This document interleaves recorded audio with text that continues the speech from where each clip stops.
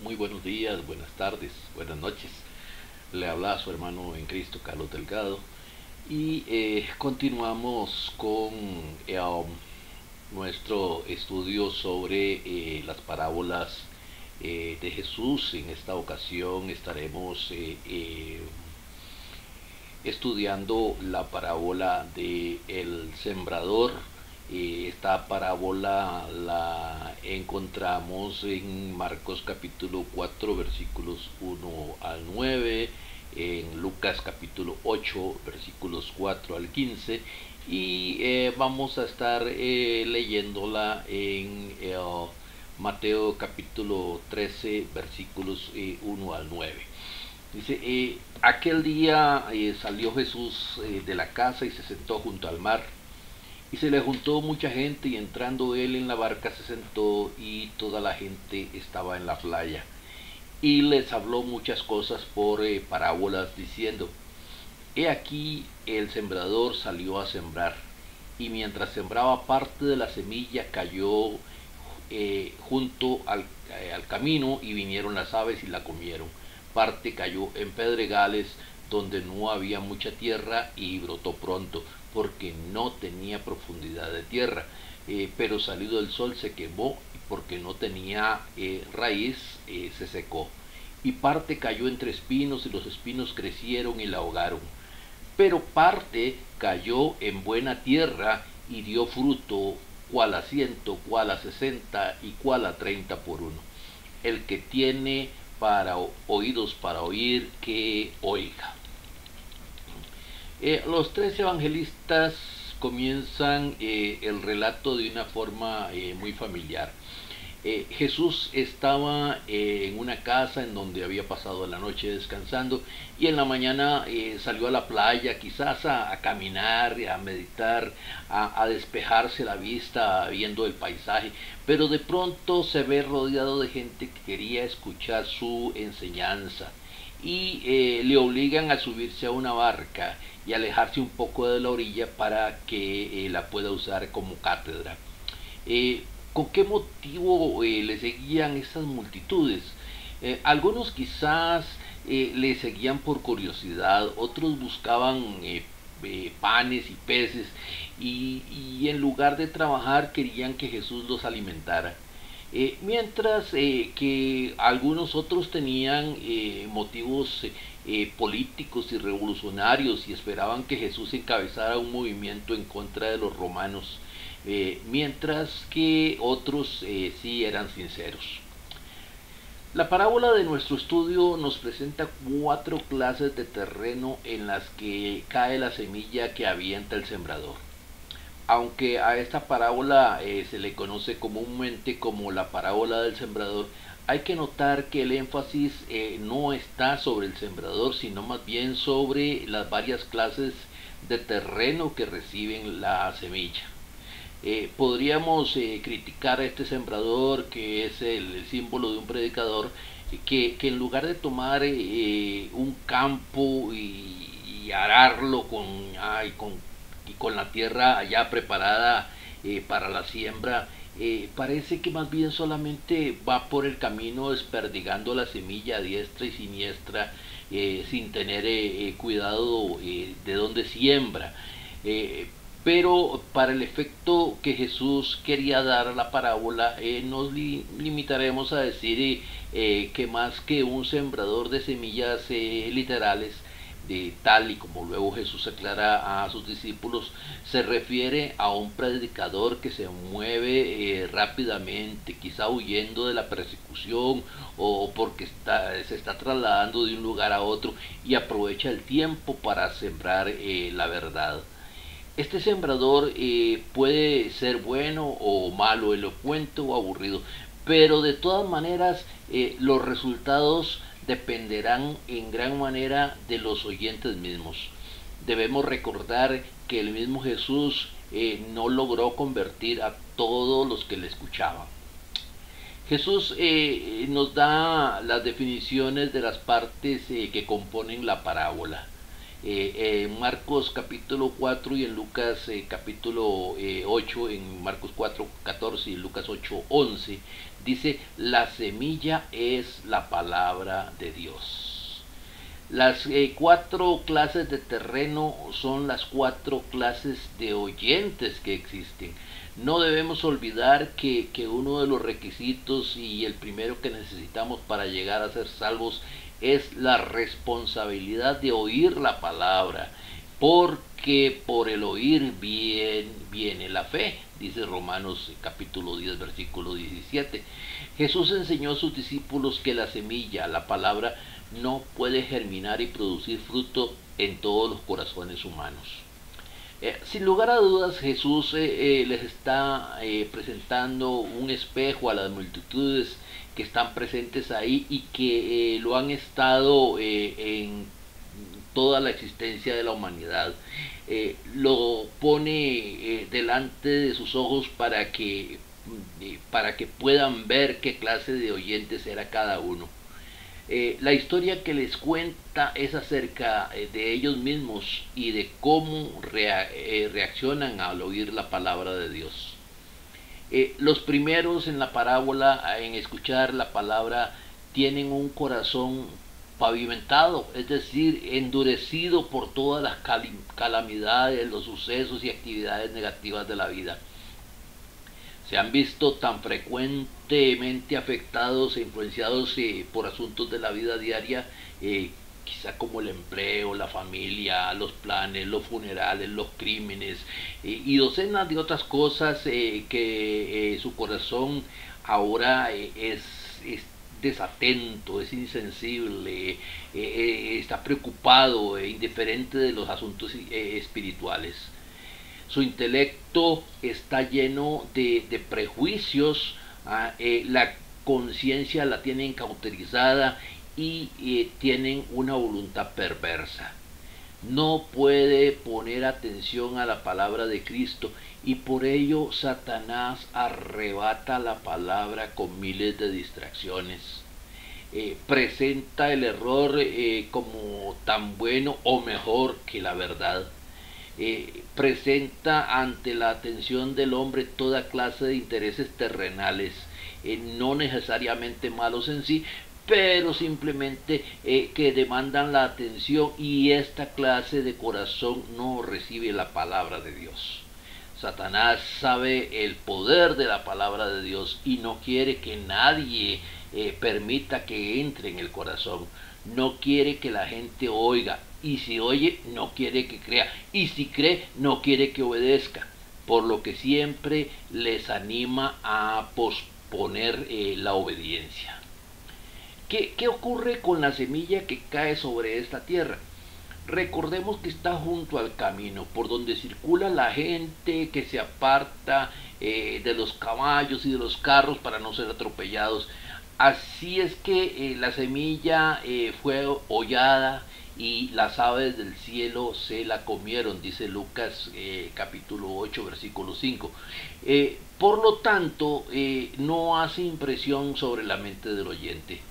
¿Qué podemos hacer para ayudar a este tipo de gente?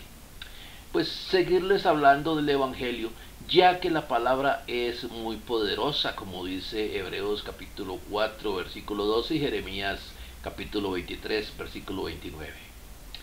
La semilla cae también sobre otro tipo de tierra que tiene una capa delgada sobre la roca sólida, pero donde no hay humedad. Así que vemos que esta semilla brota pronto, pero no puede echar raíces. Es decir, pronto brota y pronto muere. Ese es el oyente superficial, emocional, impresionable, impulsivo. Obedece con gozo, pero es un gozo pasajero. No obedece por convicción. Oye un sermón bonito y obedece. Los amigos obedecen, por eso él también obedece. Tal vez obedece durante una campaña emocionante en donde le gustaron los himnos, los hermanos fueron muy amables, querían ver bautismos, etc. Este tipo de personas no calcula los gastos, como dice Lucas capítulo 14, versículos 25 al 33. No considera el peso de la cruz que debe llevar. No toma en cuenta la oposición que va a encontrar. Obedece al principio, pero no es constante en la oración y con la lectura de la Biblia. No es debidamente activo en la iglesia, no se fortifica, no se confirma, como dice Hechos capítulo 14, versículo 22. Cuando vienen las persecuciones, las tribulaciones, las críticas, las burlas, las pruebas, las cuales deben fortalecerle, como dice Romanos capítulo 5, versículos 3 al 5, y también acercarlo a Dios, más bien lo alejan de Dios y le hacen tropezar.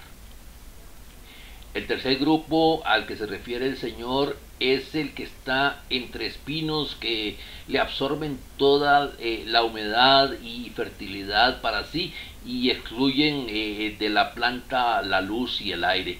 Por eso el crecimiento es retardado e impedido. El Señor dice que la palabra es ahogada por el afán de este siglo. Mirándola desde la perspectiva del siglo XXI, en donde tenemos tantas cosas que nos llaman la atención y nos roban el tiempo que deberíamos dedicar a las cosas espirituales, nos preguntamos, ¿cuál afán podía tener en el siglo I? ¿Qué les podía distraer? Precisamente el ser humano siempre ha estado tentado a olvidarse de su propósito principal para el que fue creado, que es glorificar a Dios. Y no importa si vivió en la era de piedra, en la era de los metales, en la Edad Media, en la contemporánea, en la moderna o en nuestros días, siempre encontrará algo que le aleje de ese propósito. El afán de este siglo siempre ha existido sobre la caída en el huerto del Edén.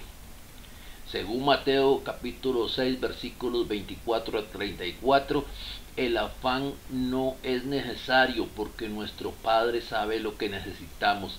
Es prohibido y es inútil porque con afanarse no se logra nada.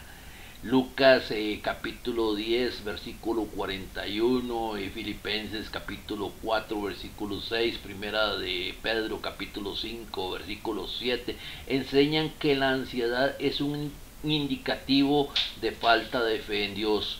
Es una preocupación excesiva por los asuntos de esta vida y una falta de interés en las cosas espirituales. El afán de este siglo no quiere decir vicios, sino una preocupación excesiva por tales asuntos como el empleo, el negocio, la educación, los problemas ordinarios de la vida. He visto muchas personas, incluso cristianos, que se desviven por las riquezas, ignorando que en veces la prosperidad es más peligrosa que la pobreza. El dinero plástico, al que llamo atrapabobos, se ha convertido en una de las principales armas de Satanás para quitar la vista de la gente de Dios y ponerla en las riquezas, en la necesidad de hacer horas extras, en olvidarse no solo de la vida espiritual, sino también de su propia familia. Hasta hace solo unos pocos años lo normal era que la mayoría de las personas trabajaran de lunes a viernes, lo más sábado al mediodía, pero hoy los negocios que no abren sus puertas y obliguen a sus empleados a trabajar el domingo están en peligro de fracasar porque se han olvidado las sabias palabras que hay en Proverbios capítulo 30 versículos 8 al 9. Esta práctica bien ilustra el amor al dinero y las cosas materiales. Muchos hermanos se entrampan con deudas que nunca pueden pagar. Ay, esto bien puede ser una forma de mentira y de robo, porque prometen pagar lo que no pueden pagar. La avaricia es idolatría, según Colosenses capítulo 3 versículo 5. Estas personas son de doble ánimo, como dice Santiago capítulo 1 versículo 8, pudiendo compararse a los casos de Balaam, de Lot, de Demas y otros personajes bíblicos que querían servir a Dios, pero que también amaban al mundo. La cuarta clase de personas son comparadas a tierra fértil, limpia, preparada, húmeda y buena, como la gente de Samaria allá en Juan capítulo 4, o los 3000 en el día de Pentecostés, que relata Hechos capítulo 2, o el eunuco de Hechos capítulo 8, Saulo en el Hechos capítulo 9, Cornelio en Hechos capítulo 10, o Lidia en Hechos capítulo 16, o el carcelero también ahí en Hechos 16, o los corintios en Hechos 18, y en los efesios en el Hechos capítulo 19. Estas son personas que oyen la palabra, la entienden, la obedecen y llevan fruto. Son los que con el corazón bueno y recto retienen la palabra oída y dan fruto con perseverancia, como pues Lucas capítulo 8 versículo 15. Es el corazón bueno que puede ser conmovido por las grandes verdades del Evangelio y que celosamente las guarda. Los que son parte de esta tierra oyen la palabra atentamente, la estudian, la entienden, la obedecen sin importar quién la predique, ni con qué motivo la predique, ni quién más la obedezca, ni cuántas ofensas vengan. La buena tierra no es como la que está junto al camino, porque sí entiende. No es que tengan un intelecto superior, sino una atención superior.